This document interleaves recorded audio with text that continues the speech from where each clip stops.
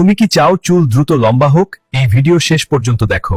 শেষের টিপস চুল ঘন লম্বা করবেই। স্কাল্প ম্যাসাজ করলে রক্ত চলাচল বাড়ে আর চুল দ্রুত লম্বা হয়। ব্লাড সার্কুলেশনই প্রধান কাজ করে। যে কোনো তেল দিয়ে নিয়মিত ম্যাসাজ করলে চুলের গোড়া শক্ত হয়, এতে চুল পড়ে যায় না বরং লম্বা হয়। চালের পানি চুলকে মজবুত করে এবং দ্রুত লম্বা করতে সাহায্য করে। ভিটামিন ই চুলের আগা ফাটা কমায় এবং লম্বা হতে সাহায্য করে। অ্যালোভেরা জেল চুলকে সিল্কি করে এবং গ্রোথ বাড়ায়। সিল্কি চুল চাইলে অ্যালোভেরা লাগান। পেঁয়াজের রস ও ডিম চুলের গোড়া শক্ত করে দ্রুত লম্বা করে। মেথি মাস্ক নতুন চুল গজাতে এবং লম্বা করতে সাহায্য করে, এমনকি এটাও আপনার চুল সিল্কি করে। জানেন কি?